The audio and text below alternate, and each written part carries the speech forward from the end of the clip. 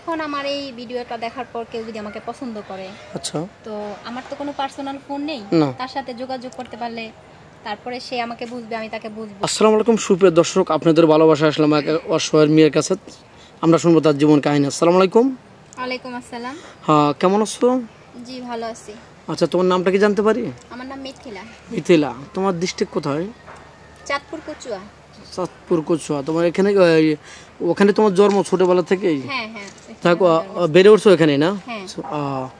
তোমার ফ্যামিলিতে কে কে আছেন? আমার মা আছে আর একটা ছোট বোন আছে। মা আর ছোট বোন। তোমার আব্বু? আমার বাবা নেই, বাবা মারা গেছে। আচ্ছা, যাই হোক, তোমার লেখাপড়া কতটুকু? 8 পর্যন্ত পড়ছি।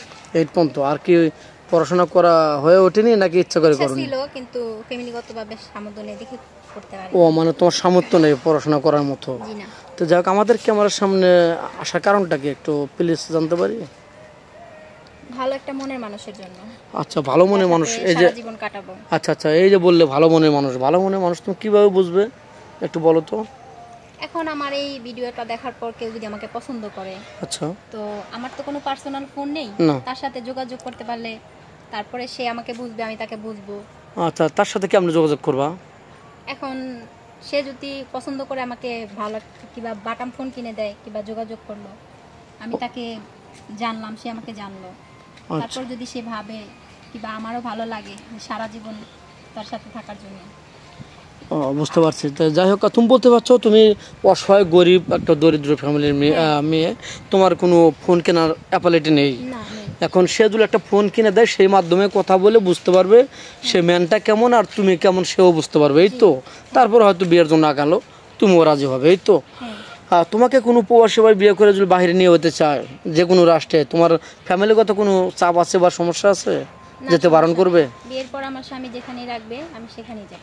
আচ্ছা, কোনো ভাই এই ভিডিও তো দেশ প্রবাস থেকে দেখছে, কোনো ভাই জল তার ওয়াইফ অসুস্থ থাকে, দীর্ঘদিন অসুস্থ আছে, বা পরকীয়া করে তার ওয়াইফ চলে গেছে টাকা পয়সা মেরে দিয়ে, ওই ধরনের মেন হলে তোমার কি আপত্তি আছে? বিয়ে সাথে করবে না করবে না? না, সমস্যা নেই, সে ভালো হলেই হবে। আচ্ছা, সে ভালো হলে হবে না? তো যাই হোক, তুমি তো মুসলমান, নামাজ কালাম তো পড়া হয়। আর তুমি কি খেতে ভালোবাসো? মানে আছে না কেউ ফুচকা, চটপটি, বাদাম বা ঝাল মিষ্টি? তো যাই হোক, আমি দোয়া করবো তোমার যেন মিষ্টি দোকানদারের সাথে বিয়ে হয়, তুমি প্রচুর মিষ্টি খাবা, প্রতিদিন তোমার জন্য মিষ্টি নিয়ে যাবে তোমার স্বামী। তা তোমাকে দেখতে অনেক সুন্দর লাগছে। শাড়িটা কি তুমি নিজে কিনেছো নাকি কেউ দিয়েছে? না, এটা একটা আমার আপু। ও, অন্যজন আমাদের ভিডিওর সামনে আসার জন্য অন্যজন তোমাকে শাড়িটা দিয়েছে? তোমার ইচ্ছুক হয় না যে এরকম একটা শাড়ি কেউ গিফট করতো? হ্যাঁ, ইচ্ছা তো হয়, কিন্তু তোমার মতো তো কেউ নেই। আচ্ছা, তুমি কি তোমার স্বামীর কাছে চাইবে যে আমাকে একটু ভালো একটা শাড়ি কিনে দেবা? অবশ্যই চাইবো। তো যাই হোক, তোমার বিয়ে হলে তোমার স্বামীর সাথে কোন জায়গায় ঘুরতে যাওয়ার ইচ্ছুক আছে? বাংলাদেশের 64 জেলা, সিলেট যাবা না, বরিশাল যাবা নাকি কুয়াকাটা যাবা নাকি কক্সবাজার যাবে? মানে স্বামীর খুশি তোমার খুশি, এক কথাই শেষ। সে যেখানে নিয়ে যাবে তুমি ওখানে যেতে ইচ্ছুক। স্বামীর ভালোবাসাটাই আসল আমার যাওয়ার। সে যেখানে নেবে ওখানে আমি যাব, আমার কোনো বাধা বিঘ্ন নাই, এই তো। তো যাই হোক, তোমার ভিডিও পাবলিক হচ্ছে, দেশ প্রবাস থেকে দেখছি, তোমাকে কিভাবে পাবে? আমার কোনো ফোন নেই। তোমার কোনো ফোনই নেই? দর্শক কিন্তু শুনতে পারলেন, কেউ স্কিপ করবেন না, আর এই স্কিপটা বাড়াতেও চাচ্ছি না। মেয়েটার কোনো ফোন নেই, খুবই গরিব হত দরিদ্র ফ্যামিলির মেয়ে, 2 বেলা ভাত খেতেই খুবই কষ্ট, খুবই দুষ্কর। এই পোশাকটা পরেছেন, অনেক সুন্দর লাগছে পোশাকটা, তাও পাশের বাড়ি এক বান্ধবীর, অন্য মেয়ের, রাইট কিনা? অন্য একটা মেয়ের এই পোশাকটা, তার নিজেরও নেই। ও চাচ্ছে যে কেউ যদি ওকে বিয়ে করে এরকম একটা শাড়ি তার থেকে একটা গিফট নেবে।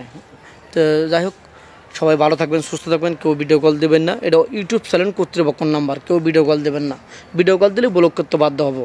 ভালো থাকবেন, সুস্থ থাকবেন, এই বলে শেষ করে দিচ্ছি। আল্লাহ হাফেজ।